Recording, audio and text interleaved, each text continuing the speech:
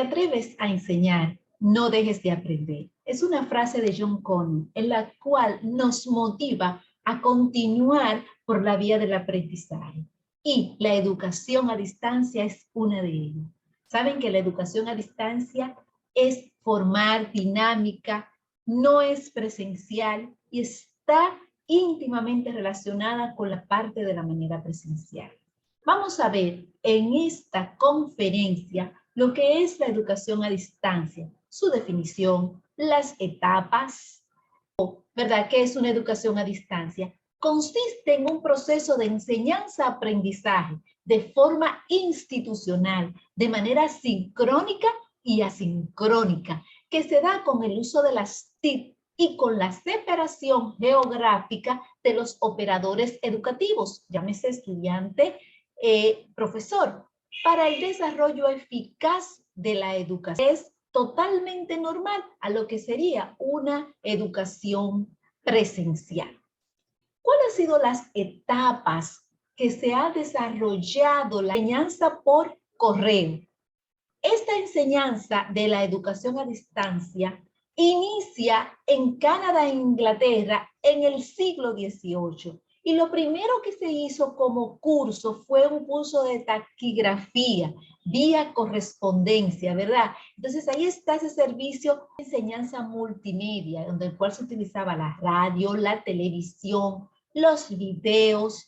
Y entonces aparecen esas universidades abiertas en los años 70, enfocado, ¿verdad?, a ese diseño e implementación de este aprendizaje a distancia y el uso de esa instrucción por correspondencia más telemática, en el cual está la distribución, ¿verdad?, de esos materiales de transmisión mediante transmisiones en televisión en vivo o grabadas, la distribución de interactivos, ya sea por teléfonos satelitales, los hipertextos, las hipermedias y esta etapa, la enseñanza e-learning, en el cual acá está basada en las redes computarizadas, las conferencias, en las estaciones de trabajo, las multimedios apoyados por el computador y esos campos virtuales. Esa teoría de educación a distancia consiste en la sistematización de las leyes, las ideas,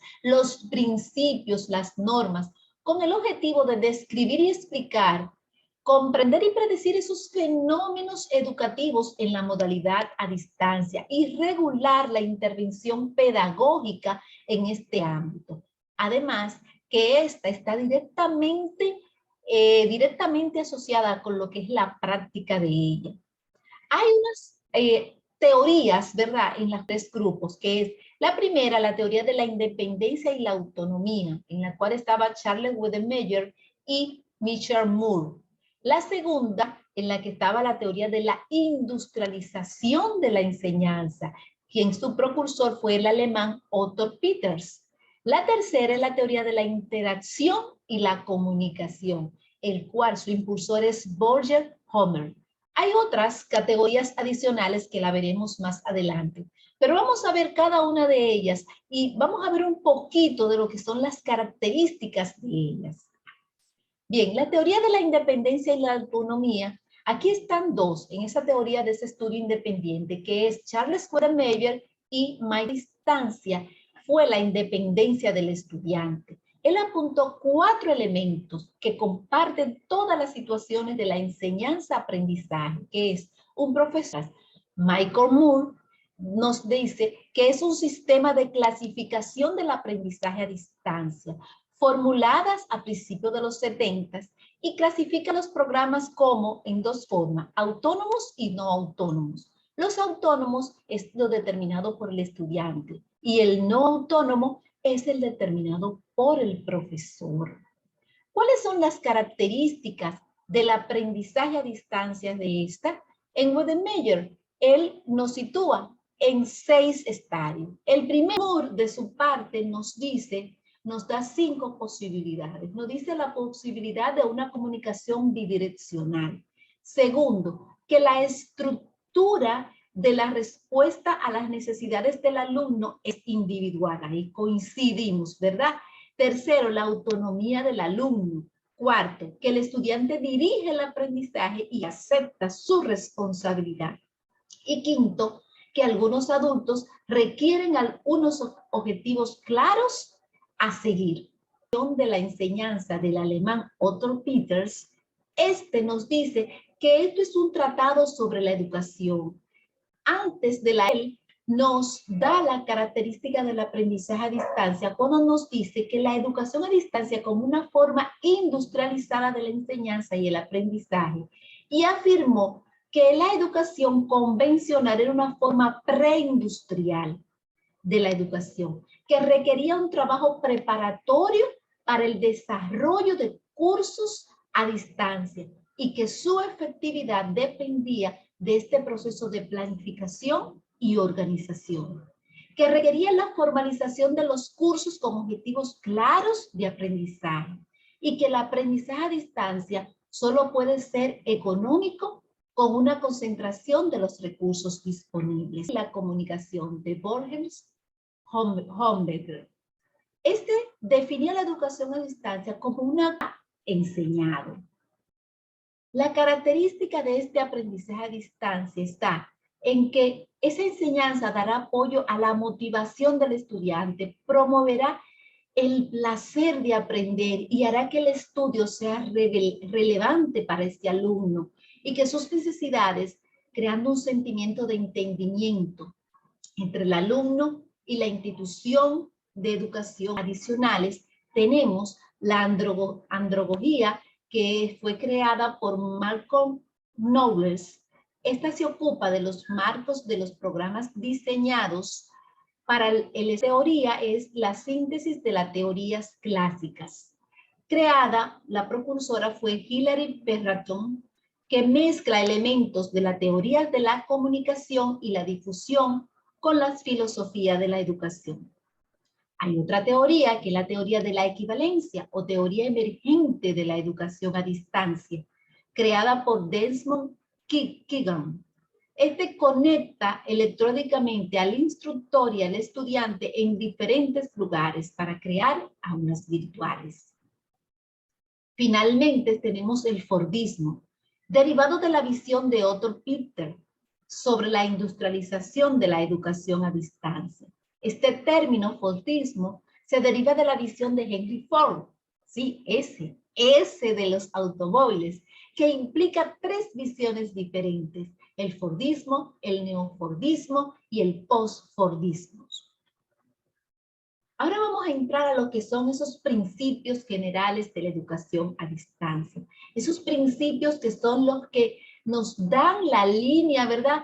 La línea que debemos seguir, el rol que debemos seguir. Estos principios están en diferentes roles, tanto en el rol del estudiante, en el rol del docente y el rol de la institución como tal. Vamos a verlos a grosso modo, son 10 principios. Y aquí están. El principio 1 nos habla de la característica de los alumnos, de identificar esas características de los alumnos para conocer las habilidades que poseen. Es lo que nosotros llamamos hacer como una diagnóstica para cuál saber qué tanto sabe, ¿verdad?, nuestro estudiante y a dónde tenemos nuestro punto, dónde tenemos que enfocarnos aún más para poder desarrollar nuestra educación, nuestra enseñanza. El principio 2 nos habla sobre ese uso de las tecnologías y medios, en el cual el profesor centra la instrucción del alumno al utilizar las tecnologías y medios para crear sus cursos. El principio 3 nos habla de la selección de los métodos instruccionales. El cuarto nos habla de los recursos del curso. El quinto nos habla de esa interacción entre el profesor y el estudiante, ¿verdad? Ya que es muy importante para lograr un aprendizaje significativo. El 6 nos habla de esas comunidades de aprendizaje, esos aprendizajes colaborativos que tenemos en la educación a distancia. El 7, ese aprendizaje activo, ¿verdad? Ese alumno comprometido con su aprendizaje y obviamente con el entendimiento de esos materiales didácticos, con el contenido que ha colocado el maestro. Tenemos también otro principio que es el derecho de autor, ya que tenemos que respetar, tenemos que utilizar el modelo APA o cualquier otro modelo para poder utilizar la revisión de la literatura de otros para poder utilizar sin caer en ese plagio, ¿verdad? Para poder estar nosotros siempre a tono, siempre bien.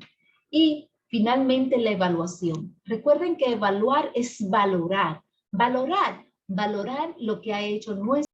Llegamos a lo que es el rol del estudiante, el docente y esos recursos tecnológicos en la educación a distancia. En cuanto al estudiante, el estudiante se va a ver forzado a un autoaprendizaje. Ese autoaprendizaje que va a ser guiado por el maestro, una autogestión formativa.